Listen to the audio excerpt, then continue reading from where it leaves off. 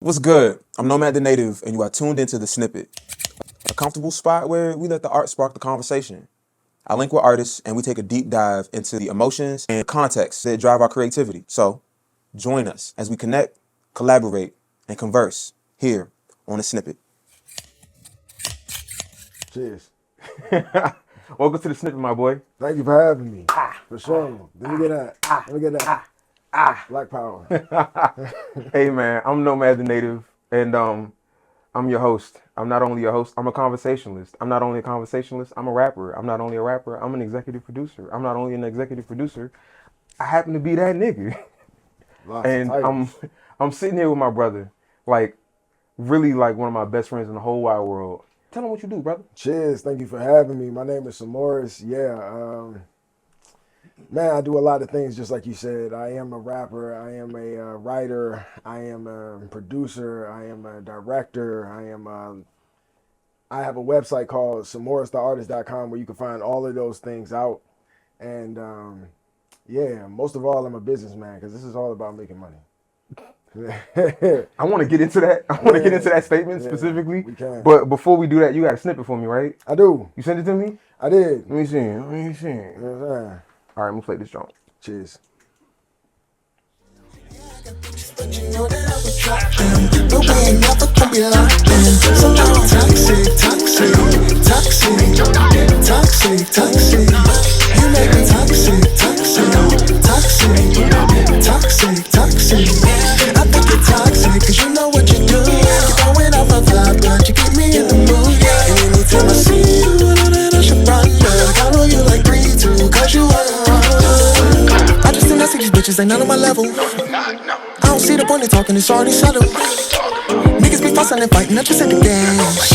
And if I'm a race for the money, you know I'm a drag. Y'all need a straight for the bag. I do the digital dash.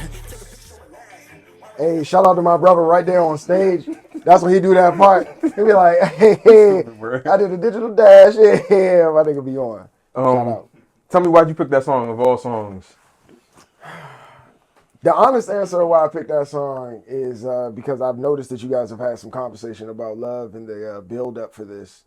And a nigga wanted to talk about it. So yeah, I have a song directly about some interactions with love that I've had, and I was like, shit, let me jump on the train and talk about that shit. That's gonna be fun. Yeah.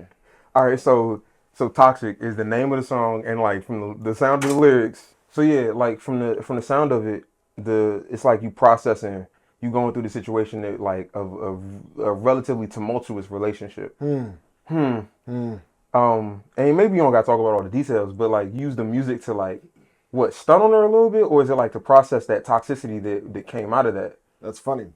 My music historically has not been popular enough to use it to stunt on anyone. I was voicing my opinion. I'm articulate. Like I like to be able to have, you know what I'm saying, conversations on any plane. But I recognize that the type of women that I choose are better than me at conversation. So that sounds tricky. A lot of times when we're speaking to one another, I find myself either repeating what I said or trying to say it in a way that's more palatable so that it can get, you know what I'm saying, my point can be heard, where they don't have that struggle.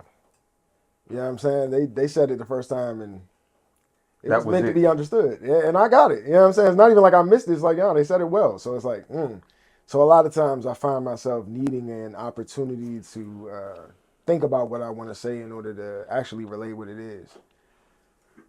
And then when you go back and think about what the conversation, right, you run it back in your head, you run back to big moments. It's like a lot of the big moments for me in some of my toxic relationships were based on bullshit.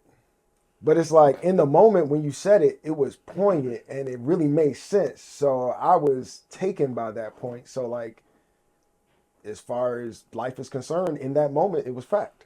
So damn, I had to run with that, or I had to move on with that. Toxic was a reflection when I had the opportunity to actually sit with the thoughts and not have them interrupted by argument. You know what I'm saying? Or circumstance where it's just like, hold on, this is what actually is happening. It was an opportunity to speak and be heard. And a lot of my songs are based on more than one relationship.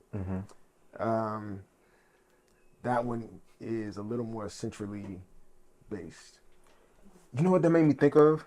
And this is just like an aside on a personal note, but like I remember having a conversation with my father about how like sometimes he's learned in conflict or in situations, contentious situations, that like he needs the time to process before he really responds, rather than reacting. And he kind of like imparted that as a suggestion to me, like sometimes you gotta take some time so that you can respond effectively rather than react to a situation.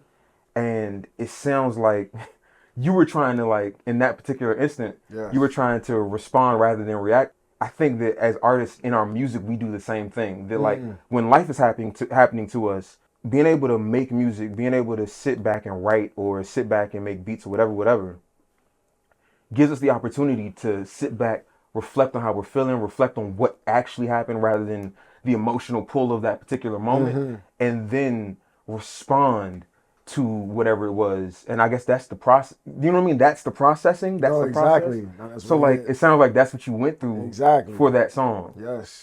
Yes. My father told me a similar anecdote where black folks are not allowed to react. Like in general, we're allowed to respond. Our reactions are used against us, but we're not allowed to react. It's not like we're not allowed to react to white people.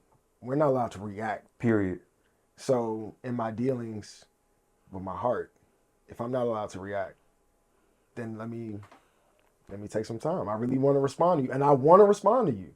And my response may not be the most mature. That's why I made a song called Toxic. You know what I'm saying? Because even when I'm sitting back and I'm thinking to myself, right, I've excluded you.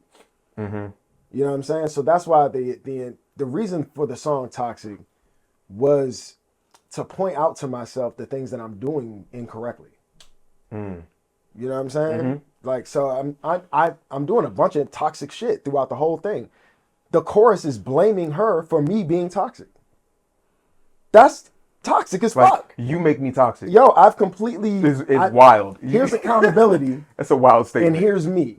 And I don't want to go over there. I want to blame you for everything that's happening to me over here. Yeah, because I've created this thought within myself. Do you think there's a difference between communicating and expressing? A difference between communicating and expressing? Absolutely. I think that yes. I think there is a difference between communicating and expressing. Do you think you do better at expressing than communicating? No. I think that if you leave me to express, I'm a soldier's son. Both my parents soldiers. If you leave me to express, I'm going to be very direct. And I'm not going to be frilly. I'm not going to try to make it palatable. I'm going to make it the facts so that we can walk to the solution. It's not proper communication. Do you think expressing is toxic? I think if you express yourself without care, then yes, that is very toxic. Like, I feel you, though. So like, expression is like literally anything that is, it's a one-person game. Expression is a one-player game. Communication is a multiplayer game. So like, for me to communicate, I need to make sure that you hear me. I need to make sure you understand what I'm saying. I need to make sure that the message lands in some way or another. There are varying degrees of effectiveness in being able to communicate, but expressing, it could be my face. You can not see my face while I'm expressing what I'm feeling on my face. Like we could be on the phone and I'm expressing myself through physical mannerisms, and you would never even know that expression. But what I say to you over the phone, that's the communication.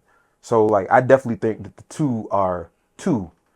Even facial expressions comes down to the care that you're giving to the conversation. Because if I don't care how you feel about my face while you're talking, then I'll let you know exactly how I feel while you're talking. And that's a way of communicating. And it's an open way of communicating that I've decided to do without care. Right? I've decided they're not mutually exclusive, even though they can go hand in hand type shit. And you need to feel like you've expressed yourself. So the need for expression is there in communication. Mm-hmm. It's just not the end goal. It's also, you know what I'm saying, how you're received, not just in how you're emoting. It always feels like expression is a personal language. Communication is a social language. And in music, I'm asking both of you guys this, do you find yourself expressing more or trying to communicate to your audience? The goal of the music is to impact those who may be feeling the same way that I'm feeling, that don't have the God-given talent to express it in a palatable way. You know what I'm saying? So, yes, I feel the need to express myself. That's likely what caused me to write the song, right? I'm starting by, all right, what caused me to write Toxic, right? I was in a toxic relationship, and Cardi B dropped a project, and on that project, she had Be Careful With Me. And when Be Careful With Me played, I was tearing up in the car, right? Be Careful With Me came on, and I was like, you know what you doing, the feelings that you hurt and abusing. I was like, you gonna play the whole world, but is it worth the girl that you lose? And be careful with me. And when I heard that, I connected. So I was a player. It was a toxic time. I connected in my mind to the person that I wanted to be saying that to me, and I was like, if she ever said these words to me, oh my God, how would I respond to that? You know what I'm saying? And then in that same moment, I got a text from the person who I knew I shouldn't be even interacting with, that's hitting me up. And I'm like, yeah, I can hit that up. And now I'm sitting back like, but wait. And then in that moment, she gave me the same type of vibes of Be Careful With Me, where she was letting me know, bro, you kind of slipping right now. Like, you could play this right. And I'm like, I don't have to play this right with you. You don't play shit right with me. What are you talking about? The way that when you hit me up at 2 a.m, if I'm doing something, you be like, fuck you. You don't be like, oh, you must be busy. Oh, you must be getting it to where you want to be. No, you just be like, fuck you. It's like serve my needs or be gone. Or be gone. Meet me where I'm at or be gone, regardless of where you are. And I'm lost That's in wild. the emotion of how this song has just made me feel. And then you approach me as if you should be talking to me in that direction. And it was just like, oh, no. So now I'm expressing, right? I'm immediately like, okay, I'm going to sit down. I'm going to play the fucking Cardi B beat and I'm going to write a song. So I'm sitting there and I'm writing and I'm getting it out. And then in the middle of getting it out, you start to see the other person's point of view. And the way that she's moving is not aligning with the way that I'm moving. So we should just move in different directions. And that's okay. And that's okay. But you can't fight your way there. You gotta allow yourself to be like, fuck that bitch, which is toxic. And I don't never want nobody to call my sister or my mother or my cousin a bitch, whatever. But sometimes, my mother say bitch a lot. So sometimes, man, you being a bitch. So fuck that bitch. And then I can get to the point where it's like, once I've gotten through that, I can get to where I need to be. So toxic is my communicating with my audience that relief of fuck that bitch. So that we could get to songs like Say What You Want to Me, Say What You Want From Me, where I'm just like, say what you want from me. I feel you. So I'm asking you what you actually need out of this interaction, as opposed to just trauma dumping on you. So like I found myself in a very similar situation I find myself in a very similar situation. I may express something on one song that gets further communicated on another song. I may only need to express one thing. So that song may be dedicated to expression. That verse may be dedicated to expression and not so much dedicated to communication. But there are other things that like, no, I need to communicate this. Where like I have songs where I'm telling people things specifically. You know what I mean? I'm telling people things specifically what I'm feeling, specifically what I need, or specifically how to, you know what I mean, how to go forward with whatever. Versus certain songs, I'm just like, yo, this is just where I'm at. I don't really know, like, especially like things like that are more like journal entries where I'm like, I just needed this out of my fucking head. It doesn't matter who else hears it. You release those songs. I still release those songs because after I've expressed it, it's like somebody could use this. Hopefully, somebody could relate to this. So and I think there's a duality in it. Sometimes the creation of something does not necessarily dictate the publication of something. The publication of that. You know what I mean? Like if I created something as an expression, me publishing it isn't the expression. Right. I've done the expressing at that point. Right. The publication is The communication. That's communication. That's me being a career artist or me moving in the direction of this is a career thing for me. And part of what I'm trying to create is a catalog that shows who I am. So vulnerability.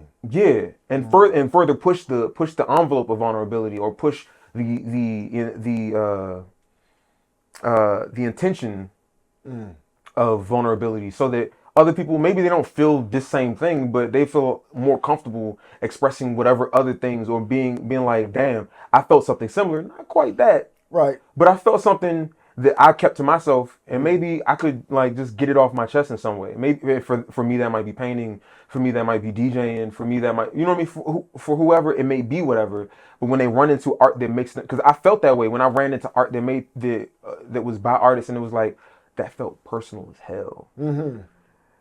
And it's like, damn, I could dive deeper in my art. I could dive deeper in myself. It inspires you. Especially movies. Movies do that shit all the time. Where I'm like, what movie do you find yourself drawing the most inspiration from? Drawing the most inspiration from? Most inspiration. The most inspirational film. There was this movie called Problemista. It just came out. It doesn't have like a whole lot of theater viewings right now because it's an indie film. A24. I went down to the Regal. I went to see that joint by myself because that's my thing. I'm a movie person. Yep. And while I was there, like I'm watching the movie, and there's very weird parts, but you can see how this character goes from timid, withdrawn, sheltered, and he runs into a character that seems almost like the problem. He runs into another character who seems like almost antagonistic or like the source of all these various issues and dramas. Or at the crux of all these various issues and dramas. And as you get towards the end of the film, it's like, no, this character was imparting on him things that he needed so that he can be more prepared to face the world. And it's like, damn, stuff like that informs my art.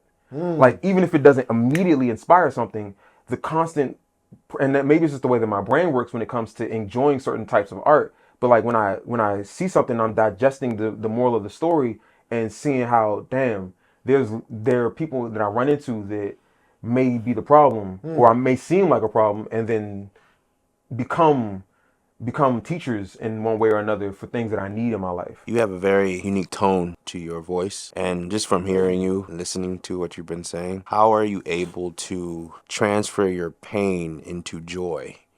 Because you were talking about a toxic situation, but how you produced it and then expressed it seems like you're having a lot of fun. Cheers. Thank you. So how does a person take what they're going through, difficulty, and filtrate that through harmony? That's a great question. I wanted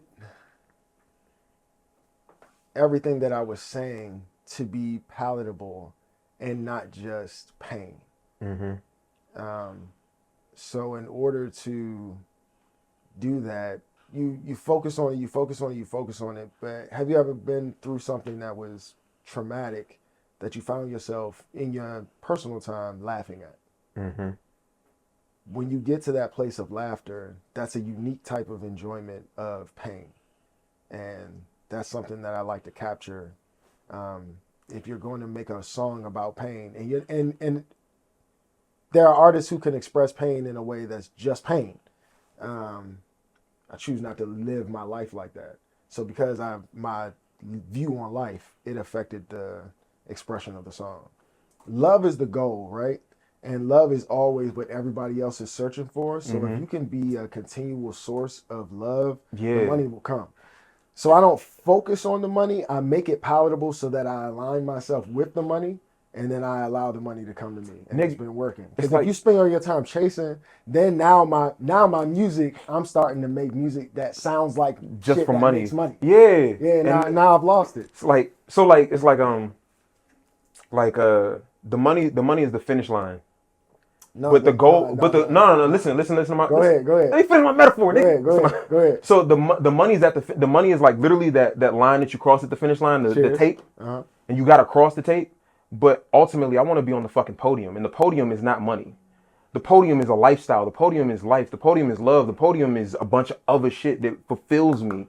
But in order to get to the podium, get on the podium, part of the journey to the podium is I have to cross through the money, and that's how for me that's how I see it. I love that. Like I'm running, and the running is me running towards the podium. I'm running towards the podium. I just have to get through the fucking finish line to get there. I love that.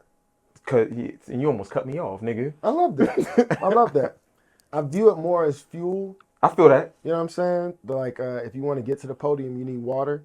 Mm-hmm. But in order to get water, you got to walk to the well. You know what I'm saying? So you got to walk to the well every now and then. You know what I'm saying? Don't fight yourself. Transform this metaphor as many times as we have to. As long as we get to the end goal of being on that podium. Yeah. Which is why I appreciated everything you said. My nigga. Good. I appreciate you for coming through. My nigga. But you know that I would drop them. But we ain't never gonna be locked in. So toxic. Hey, yo. Hey, son. Thanks for tuning in. I hope you enjoyed this episode. And if so, then comment, like, subscribe, follow, disagree, whatever. I mean, this is a show by the artist for the artist. So if you want to be featured, just hit us. There ain't nothing but an email or a DM away. Until next time. Peace.